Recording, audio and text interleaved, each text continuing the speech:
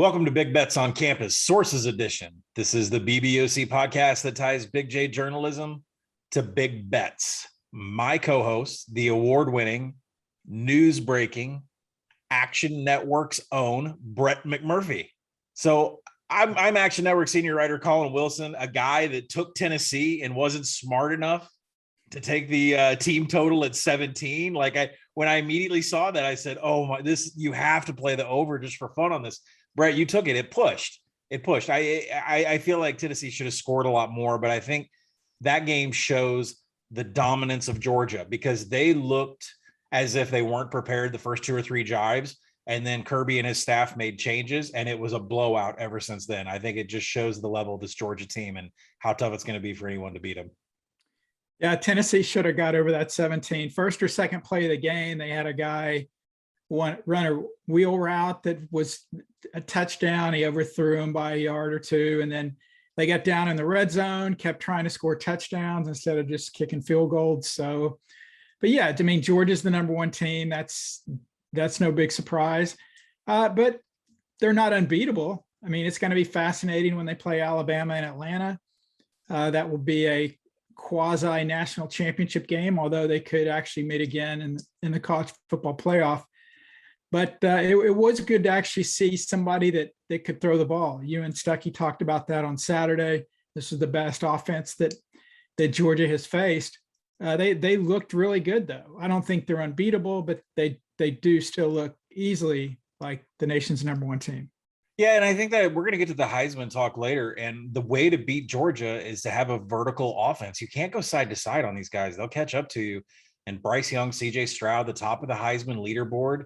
And it's going to take downfield passing on that secondary. And I think Tennessee flashed a little bit of that. They just didn't have the horses to hang. And I wish they would have gotten over 17 points. But it is nice to see someone break that mark of 13. Yeah, I mean, we've had just these amazing offensive seasons from LSU and Alabama the last 2 years. And now we've got this. I wish this dominant defense was around for one of those two teams in the past. We would have had a real game of the century. Brett, there's a ton to discuss. Last week we came on this show. I think we spent 90% of our time talking about coaching moves. That hasn't changed. The coaching carousel has gone from about a 4-seat sedan to the size of a school bus in the last 2 weeks. Let's start off with Florida International. Listen, there are firings. There are people that quit. There is who was it that walked out? There's Tracy Clays walking out of Minnesota and say, I won't be freezing my ass off up here. There's ways that coaches depart programs, but Butch Davis saying that there's a sabotage, no money for the program, no money for recruiting. I don't know how to put this in analogy, right? Because there are head coaches that depart from programs and some are quiet and some are not. This feels like a relationship that went sour. And somebody's like, listen, my partner's been cheating on me all these years. I just never said anything about it. But I mean, they're intentionally throwing this relationship in the garbage can. It's some pretty eye-popping stuff that Butch has had to say, right? Yeah, I mean, he was very candid and very open with me. I was actually surprised by that because a lot of coaches, when they're leaving their school, they usually don't speak their mind. But Butch was very honest. He was very upfront. And I've heard from, I reported the story on Monday, broke the story that Butch Davis would not return next year to FIU. And, there were a number of things that really irked him. But the main thing was there just was no commitment from the administration. And he gave me numerous examples. He said when he got there in 2017, he found out the shoulder pads that the school had been using were 10 years old. You have to get this shoulder pads certified every year. Apparently their shoulder pads, not all of them passed certification. So they had to get new shoulder pads. One problem, the school wouldn't give them any money to buy new shoulder pads. Fortunately, an assistant on FIU staff knew somebody at Mississippi State and they heard what was going on. Mississippi State's shoulder pads were only 5 years old, but they were replacing them, luxury of being a Power 5 school. And so basically Mississippi State said, okay, you can have our shoulder pads. And so Butch is like, well, those shoulder pads were 5 years old, but they were new to us. So they used that. Other things like, people may think this is small potatoes. But in today's college football world, with everything revolving around recruiting and what you can do for your players, FIU's uniforms haven't been replaced in 9 years.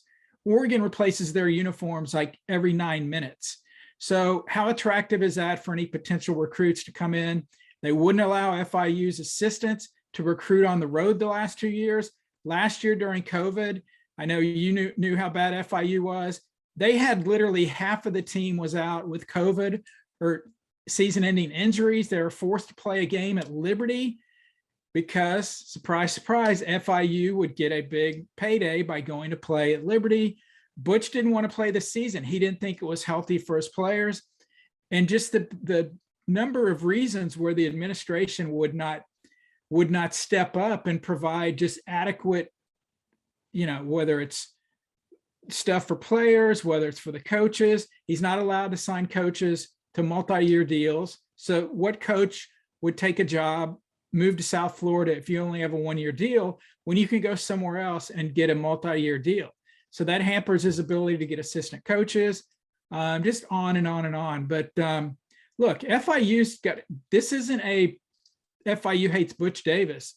This is FIU has a major, major decision to make. And that is, are you going to compete as an FBS school?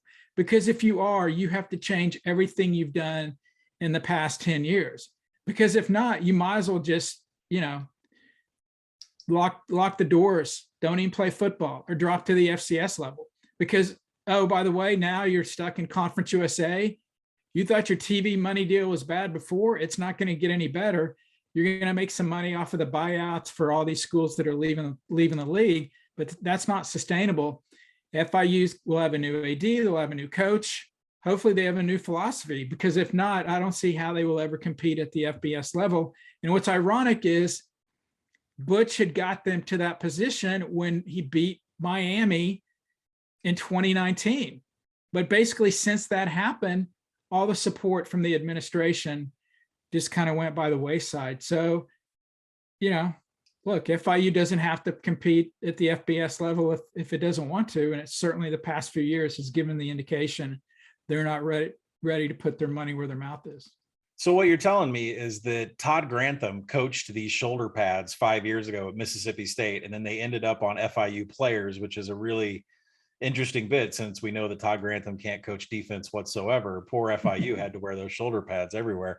Is this a thing where the new athletic director is going to have to convince the board, the booster? I don't know if there are boosters, the board, the boosters. I mean, FIU's in a bubble. They don't usually go out and go past their territory. There are a couple counties down there to get extra players. Like, what's going to happen with this program, you think? Best guess. Best guess is if they don't change their philosophy, they will not compete long-term at the FBS level. You can't compete at the FBS level if you're not, look, I'm not saying it's fair. I'm not saying it's right or wrong, but if you're not going to pay, for your coaches, if you're not going to pay for multi-year deals, if you're not going to give players uniforms.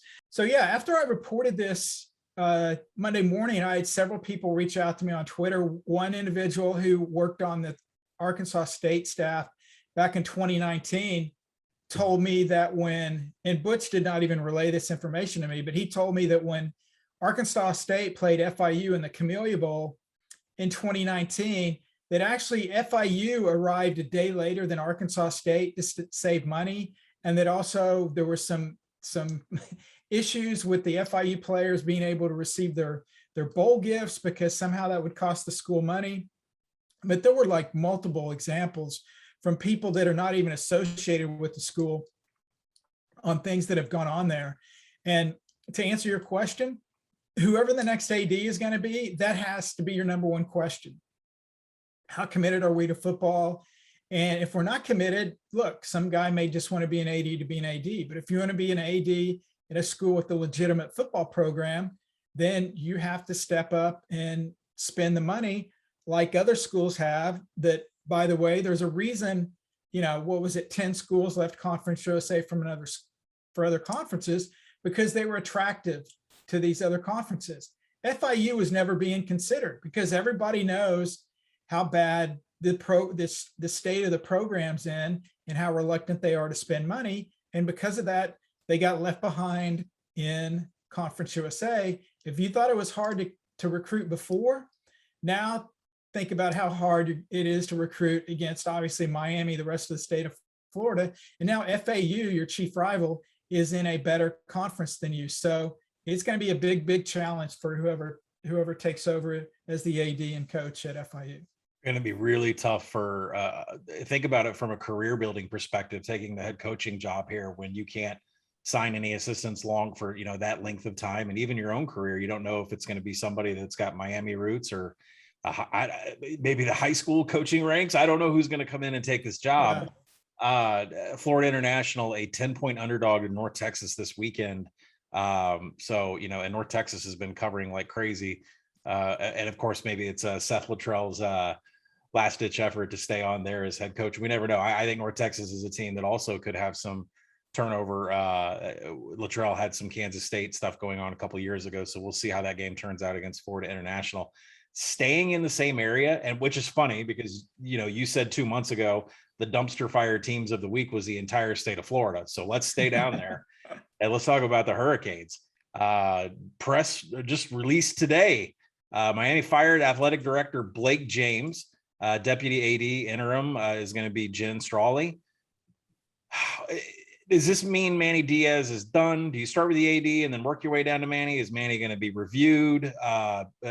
Jen Strawley is going to lead the effort to get a new athletic director. Is she going to be in charge of Manny Diaz's employment status? No, it'll be above her. But look, anytime, you know, you never want to be working for an AD that didn't hire you. The only thing worse than that is the AD that hired you gets fired 2 weeks before your final game, and you're sitting at 19-15, and you just lost a must-win game against rival Florida State. I will be honest, I do not have any inside information on the future of Manny Diaz, but reading the tea leaves and the way this is played out with Blake James, it was obvious they did not want Blake James to hire the next coach. If that's the case, then it would make sense you would get rid of Blake James now before you made the move on Manny Diaz. Miami, the problem with Miami, they're kind of like Nebraska. Their fan base thinks it's, you know, 1990 or something, and that's how successful they should be. I mean, since, you know, obviously Jimmy and Dennis Erickson was there, Butch Davis took him up to number 2 in the country before he went to the NFL. Larry Coker won a national championship. But since then, here's the list of coaches that Miami has had. Randy Shannon, 4 years. Al Golden, somehow 5 years. Mark Richt, 3 years. He left reportedly because the offense was so bad and he wanted to hire his son as offensive coordinator. And Blake James said, no, we're not going to allow that. So Rick said, okay, fine, I'm going to retire. And now Manny Diaz, who had taken the Temple job, I don't know if you remember that, actually accepted the Temple job when Rick suddenly stepped down, and then they were able to convince Diaz, who was Rick's defensive coordinator, to take the head coaching job. So it's been a revolving door of coaches there at Miami. If you're going to get rid of Manny Diaz, you need to have a plan on who you're going to get. I think the number one home run hire for Miami is Mario Cristobal at Oregon. He played at Miami, coached at Miami. The unknown, big unknown, is would Cristobal take the Miami job? I don't know if he would or not. He's obviously got Oregon in a great place. They're in the top 4 of the current college football playoff. It's simple for the Ducks. Win out, you're in the playoff. There is no way on this earth that Mario Cristobal accepts that job or even dips his toe in the waters until the season is done. So if you're Miami, are you really going to wait until mid-January potentially before you get your coach? Because if you don't get Cristobal, who are you going to get after that? Yeah. Your all of your choices after that are going to smell like bad fish. What are Rhett Lashley would be hired in an instant as an offensive coordinator at almost every school in FBS. What's the chances Rhett Lashley, you think, has a chance to stick? Is he viewed? I mean, Miami lost De'Aaron King and is still putting up over 30 points a game with Tyler Van Dyke. So I would wonder if Rhett Lashley is getting to get consideration, or if he'll move on for another offensive coordinator position. Yeah, that's unknown. I mean, it matters what happens, who comes in, that could go a million different ways. So I couldn't say definitively, but I agree with you. I mean, what Lashley's done has been pretty remarkable when you look at, they lost De'Aaron King. The offense has not been an issue for Miami. It's ironically been the defense, and that was Diaz's specialty. Their defense has been a sieve, but offense, they put up some nice numbers, especially when you lose somebody with the experience and leadership of De'Aaron King. So whatever happens with Lashley, I think he has certainly improved his stock by what the Canes have done offensively this year. Well, Manny Diaz, Butch Davis could end up as analyst on Alabama's staff. You never know who's coming in that analyst revolving door. But let's move on to a coach that was suspended and then fired, which is sad for me because I love betting against him. Jimmy Lake, 1-game suspension, has been fired. To quote what came out of the administration, a variety of reasons on and off the field.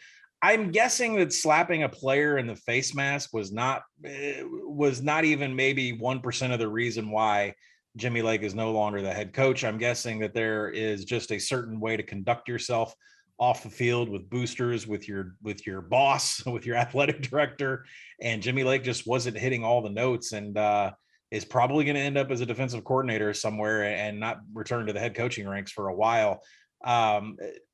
Where is Washington going to go? We're now bowed out of the division. We've already fired our offensive coordinator. We're Washington and Washington State have a skeleton crew coaching them right now. Where are the Huskies going to go from here? Little known fact about the upcoming Apple Cup between Washington and Washington State. Nick Rolovich and Jimmy Lake never lost in the Apple Cup. It's true. Of course, they never coached in it either. True. I think Justin Wilcox at Cal, I think that makes a lot of sense for Washington. Also, a guy that really fits what Washington does. And, I've had the opportunity to talk to this guy, and he is tremendous. And I don't know if a lot of people know much about him nationally, but that's BYU's Kalani Sitake. And I think he's somebody that could work at Washington. I think other than SC and Oregon, that's probably the third best job on the west of Oklahoma, Texas, that part of the United States. So they're going to have some real attractive candidates, and it will be fascinating to see what direction they go. But yeah, you're right. It wasn't, the Jimmy Lake, the incident with the player, that was one small ember in a huge fire that was going on there. Then I think there was the Seattle Times reported about an incident that happened a couple of years ago when he was an assistant, allegedly, putting his hands on a player, hitting a player, whatever. I was told from sources up there that basically, the recruiting class under Lake was the worst it's ever been. And there was a huge, huge fear that the Huskies were going to fall back to the Ty Willingham days. And if you want to scare a Washington supporter, just mention Ty Willingham, because I believe they were winless one year. So it wasn't a good fit. And I think that became apparent when Jen Cohen, Washington's AD, made the decision to pull the plug for a coach that was only there 13 games. That's kind of remarkable, but that's kind of where we're at in college football these days. Yeah, the Chad Morris path, to this day, Chad Morris has never won a Power 5 game on all his time at SMU and Arkansas. Kalani Sitake is an extremely interesting hire. That's a coach that consistently covers the spread. gets most out of his players. I thought there would be a drop off with BYU's offense with Jeff Grimes going to Baylor, and there hasn't been. So that's a testament to Satake and the program that he runs. But you have to think that they're going to go into Peterson's coaching tree and pull someone from there. Justin Wilcox, knowing the conference and the recruiting footprint, a really big candidate. So, someone that's not fired yet, Brett, that let's zip back to the state of Florida. Has Dan Mullen just decided that we're not playing defense? Like, are they just setting up 11 lawn chairs out there? Samford's throwing up a 50 burger on the Gators.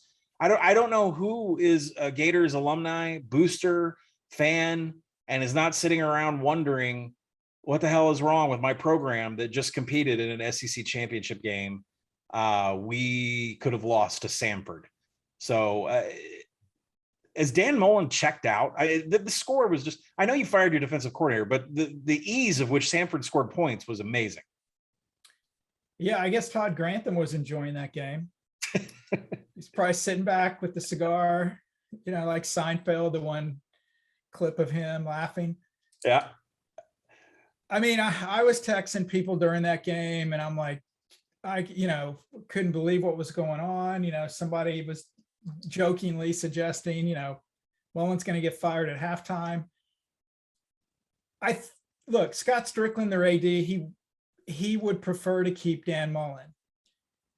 But if Florida loses to Missouri or Florida State, I don't see how they can keep him. They've lost some of the fan base. If they lose to Missouri or Florida State, they will have lost the entire fan base. And once that happens, you can't get them back. Their former AD, Jeremy Foley, had a great philosophy was, if you're going to do something eventually, go ahead and do it now. Is that the outlook on Dan Mullen? We'll have to see. I think the South Carolina loss really changed his job security. And I think that's pretty well known. And now it's kind of to see, how does this play out? And then if you're Florida, if you're going to make this move, where are you going to go to, replace Mullen? The good news is you don't have to wait. You only have 2 more weeks. You're not going to a conference championship game. But we talked about the job openings and the carousel. You said it went from a 4-seater to a school bus. Well, we're going to need a bigger bus. We're going to need a bigger bus. Florida, Missouri opened up 73.5. That total has come down to 69.5. I don't know who's playing defense in that game. And I would only have to assume, as you and I record here on a Monday, that some of my fellow friends that are shapers early in the week are shaping that total up before they come back and hit the over, because I don't know who's playing a lick of defense in that one. So Dan Mullen, to be determined, early signing period coming up just before Christmas. Generally coaches, ADs probably want to have coaches in place so their recruiting classes don't suffer. So Brett, we'll end here. This is 2 weeks in a row of some major coaching news. Let's set a line on the total number of head coaching changes by the end of January. Not from here to January. I'm saying total of what's already happened. There's 130 teams in FBS. How many head coaching positions do you think change between now and the end of January? Well, we're at 11 right now. I will say we will be, because there are dominoes once guys, leave to go another job, then you got to replace those guys. I'm going to say over under 25.5. So Brett's coming in hot at 20%, which makes college football now the NBA, where no coach lasts longer than 2 years. All right. So the one thing I never wanted was a heavy front with college football playoff contenders and coaches that are on a swinging carousel. And that's exactly what we got in college football these days. All right, let's move on to the AP top 25 versus the Action Network top 25. So Brett, our rankings are really coming in line. I think that's, we've known this for some time, that we have some disagreements about from a power rating perspective, how odds makers set teams versus the AP top 25. And we've talked about it for weeks, but I think the one team that we need to hit a note on, because I think you were a little shocked yourself when you text me and said, what's the Bedlam line going to be? I don't know if I was like smiling when I sent the text, because I was hoping you were going to be shocked by the number, but Michael Lev out of Arizona ranked Oklahoma State number 2 in his AP poll. Brett, you didn't rank them that high at number 2. You're a former alumni here. Were you a little bit shocked when I said that Oklahoma State is projected as a small favorite against Oklahoma in Bedlam and Stillwater? Yeah, I was shocked. I was shocked. I know how, look, I'm an Oklahoma State alum. I know how this movie plays out, and I don't like it. There will be all this optimism about Oklahoma State, but bottom line, Oklahoma will win the game. This year, though, it will have a sick twist. This year, Oklahoma State will win Bedlam and Stillwater. Then they'll have a rematch in the Big 12 title game in Arlington, and OU will beat Oklahoma State and knock us out of the college football playoff. So I'm prepared for that. I hope I'm wrong. I give tremendous amount of credit to Jim Knowles and what he has done with Oklahoma State's defense. Because I know, talking with you and Stuckey over the years, Oklahoma State's defense gave up a ton of yards, but they created a lot of turnovers, and that kind of made up for some deficiencies. That certainly is not the case this year. Their defense has been off the charts, and the offense, which is usually the high point for the Cowboys, is slowly but surely coming along. You know, if Oklahoma State had some of their offenses, you know, high-powered offenses the past few years under Gundy with this defense, I would be very confident they would win the Big 12 and get to the college football playoff. But, I will sit back and wait and see what happens. I hope I'm wrong. But as I said, I've seen this movie a million times. So Mike, I know how the ending credits will go. Mike Yursich, if you're out there listening, what Brett is saying is he will happily donate to the booster money to get you back for a couple games to get the old Oklahoma State glory going. The offensive coordinator position, you know, Sean Gleason comes in from Princeton after scoring more points, I think, ever in the FCS level. He takes back off for New Jersey. And then Gundy has an offensive coordinator that he's kind of had to groom along now. Definitely not the offenses that we're used to in the past, but this defense is putting up some really tremendous numbers here. And the Oklahoma offense all of a sudden can't score any points. Caleb Williams, I know he got his hand stepped on, but there were problems before against that multiple front, that scheme that Aranda calls. We said it last week that Aranda has somehow figured out a way every time, whether he's at LSU or at Baylor, he has found out a way to figure out Lincoln Riley's offenses. And that came to fruition the other day. Right now over at DraftKings, Oklahoma is minus 120 to win the Big 12.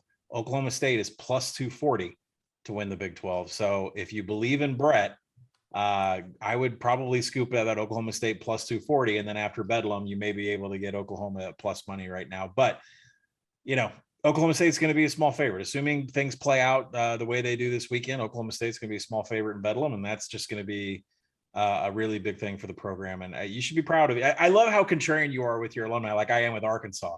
Like you just kind of hopped over Arkansas when we started off the podcast and said that Alabama's absolutely going to win. Listen, Arkansas could win this weekend and Alabama could lose the Iron Bowl. Okay.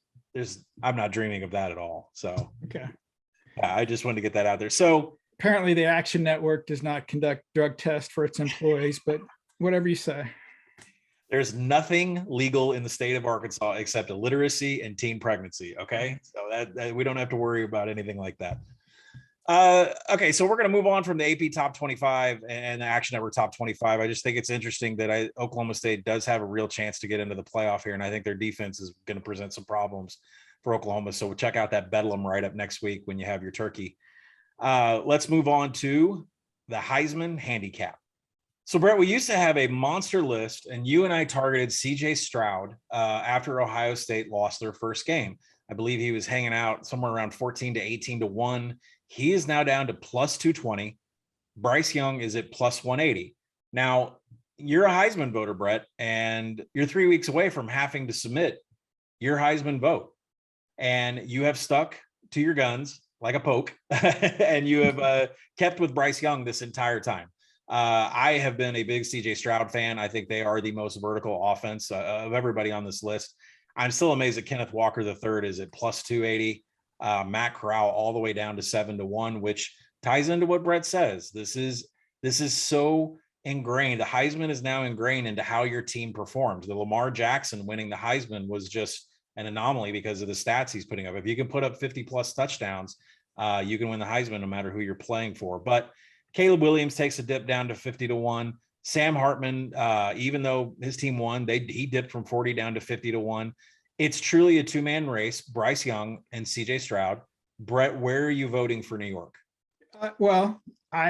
The board's not given out right now, but I would give it to Bryce Young. He's got, 33 touchdowns, 3 interceptions, third most TD passes in the country behind our favorite quarterback, Bailey Zappi.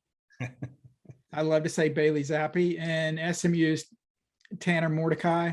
Look, again, don't shoot the messenger. The Heisman, like you said, it's become a team award. It's become a quarterback award. I think it's very, very simple. And we talked about, Bryce Young was 3-1 a month or so ago, and we recommended people to take Bryce Young at 3-1 because you had better odds on Bryce Young to win the Heisman than you did on Alabama to win the national title. And I think those will come to fruition for Bryce Young if the following happens.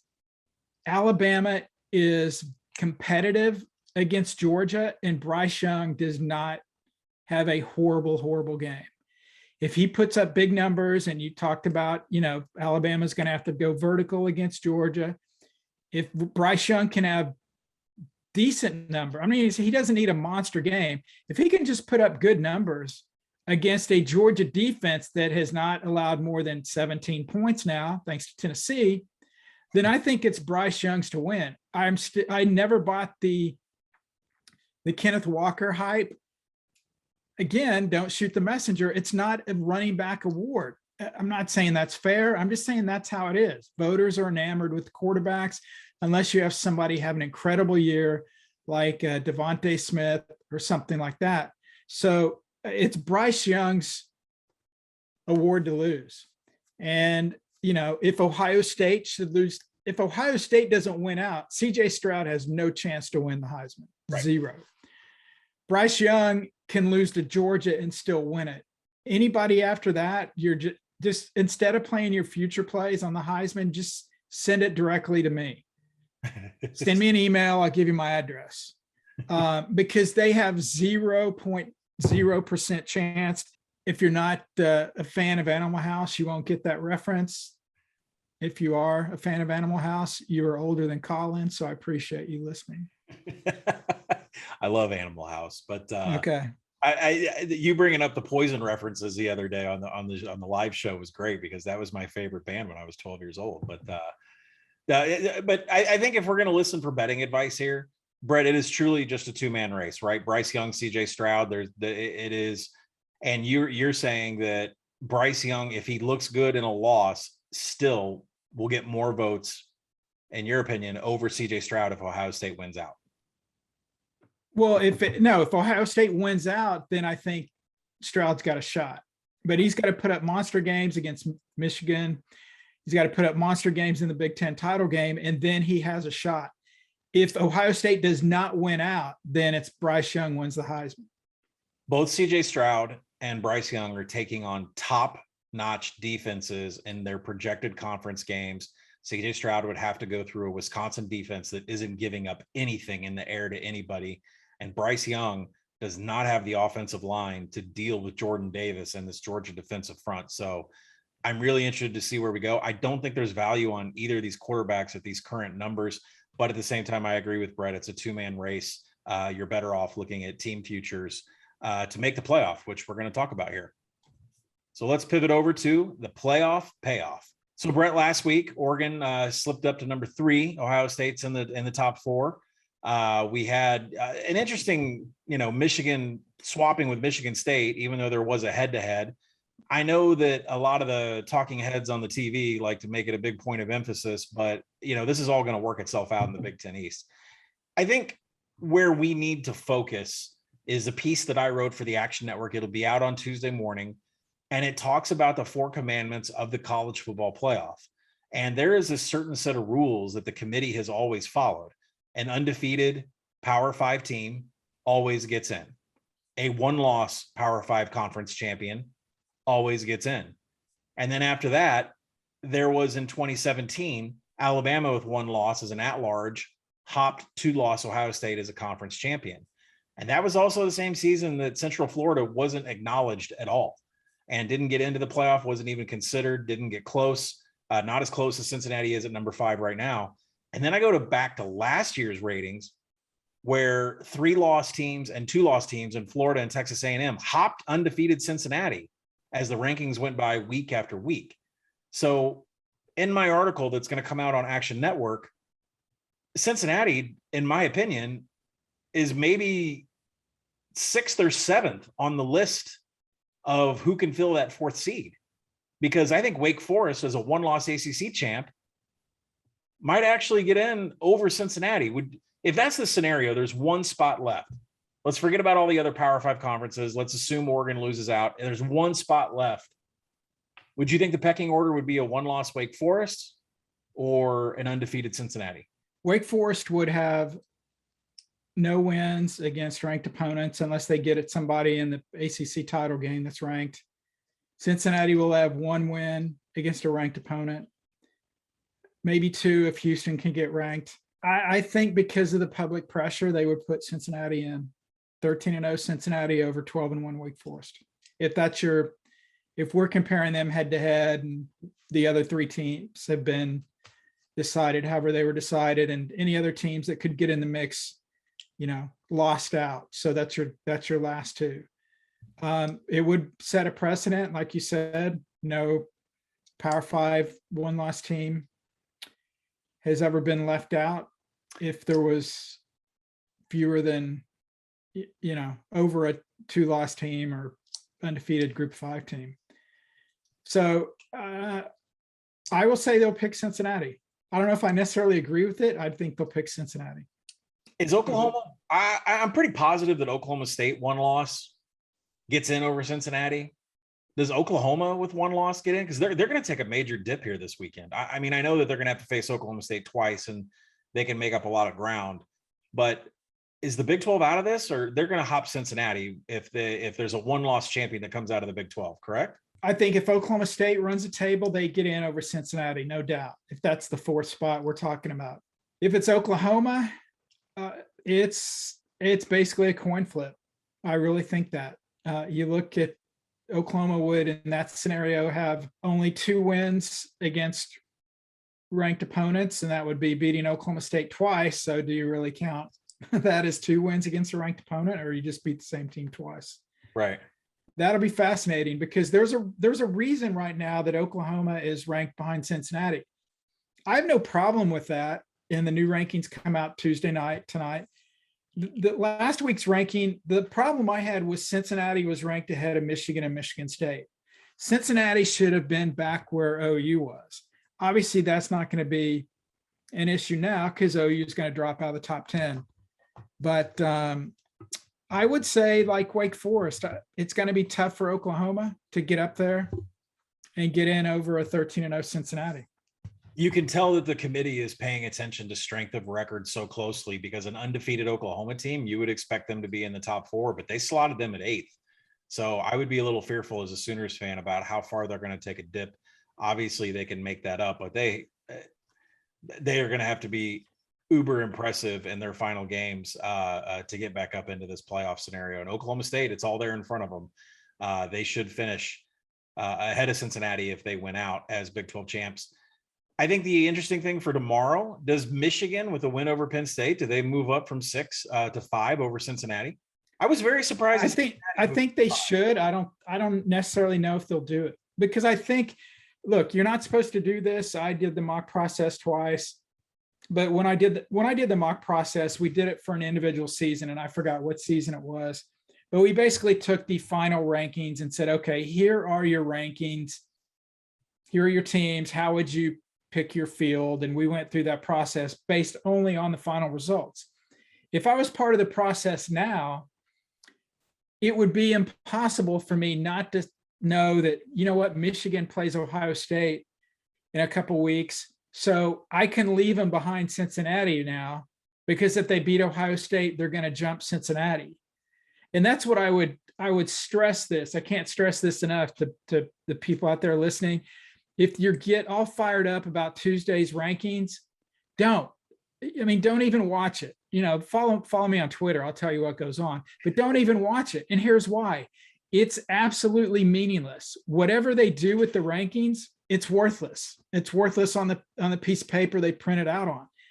None of the rankings matter at all until we get to the final one. And that's when, as a voter for the playoff, okay, now this is legit. This is going to matter. If I put Cincinnati this week at 5 or 500, it doesn't matter because it doesn't impact what bowl they go in, who goes to the playoff.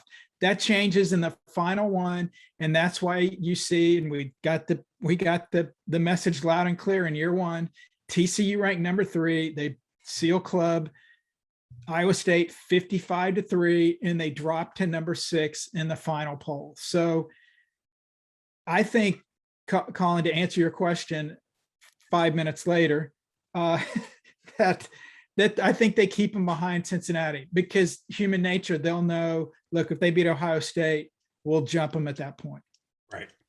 Yeah. So, but I was really surprised that Cincinnati hopped up to number 5, which I think is very interesting when Reese Davis says nobody knows what these teams are. Only our graphics team knows what these teams are. Imagine the bets they can place and those good 2 minutes that they get the list of who's going to be in the college football playoff and the bets they can make in the time they're making the graphics screen because they threw up 7 teams instead of 6 on the graphics last week. Like, come on.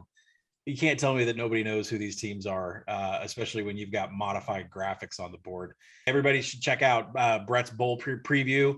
As of right now, he's got my Arkansas Razorbacks going to the Duke's Mayo Bowl, something I would love, although a trip to the state of Florida was warming up for me.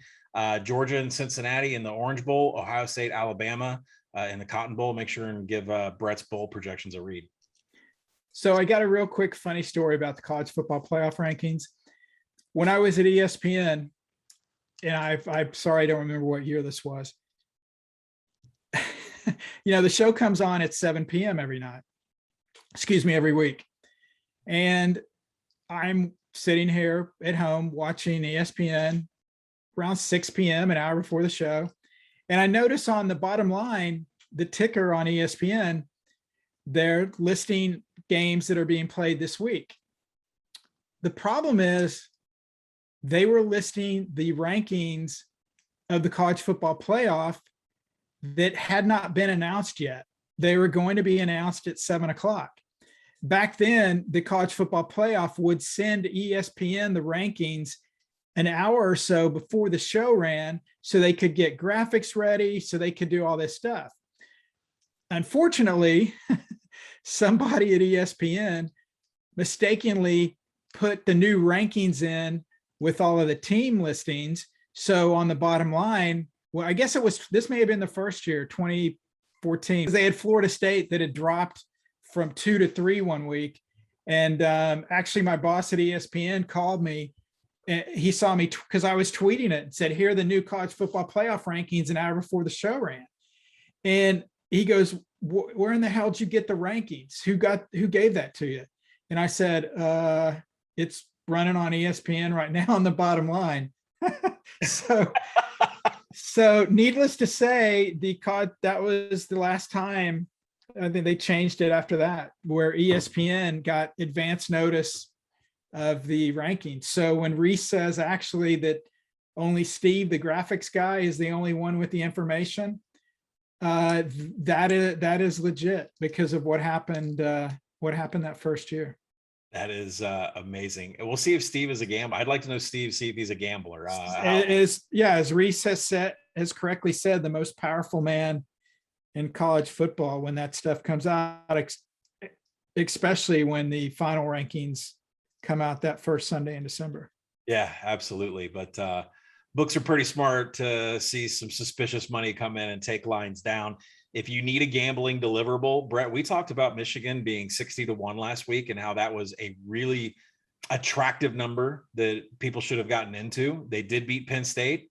That number did drop. It's now 35-1 on Michigan. There's no value there. They should be about 42-1. That'll be in my article on Tuesday about the college football playoff.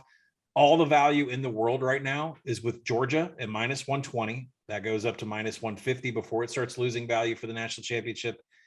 And then, believe it or not, Mr. Brett McMurphy's Pokes, they're 80-1 at DraftKings, and I can't figure it out for the life of me. They're going to be favored over Oklahoma at home. It's going to be a pick'em game in Arlington. And right now, Oklahoma at 35-1 and Oklahoma State's at 80-1 makes absolutely zero sense. Now, I know Brett feels like there's no way we can get through these two games. We'll win Bedlam and lose the championship. Listen, this is about money and investments and everything. And 80-1 is a huge number for the Pokes. That is your gambling deliverable of the week. Brett, you want to peel back the rubber band and throw Benjamin Franklin down on some Pokes with me? Go Pokes. I mean, that'd actually be a good, and you could hedge out of the Big 12 title game with Oklahoma. Yeah, on that. Absolutely. Yeah, you would have a lot of opportunities. You would be able to buy a lot of Brahms hamburgers, which Barry Sanders is a big fan of. Inside joke. But yeah, that's surprising. I don't know why. I'm sure, Collin, after the rankings come out Tuesday night, I'm sure that 81 is going to go away. So if you guys have confidence in my Pokes, take Collin's advice. Yeah, absolutely agree. They're going to move up. Oklahoma's going to move down, and these numbers are probably going to flip flop. So as you're listening, snag that Pokes 80-1. And if you happen to be traveling through the Midwest, stop by for a bag of burgers at Brahms and get yourself a yogurt twist. It's some good stuff with crinkle fries. All right, Brad, before I let you go, there are props up right now to make the college football playoff. And there's not a whole ton of value on a lot of these. Ohio State, yes, minus 170. You're going to get probably a better money line in the championship game or a running parlay card. Oklahoma, yes, plus 240. I think that's properly priced. Oregon, yes, plus 260. That does not match what they're about to do with Utah, having to face them potentially twice in the next 3 weeks.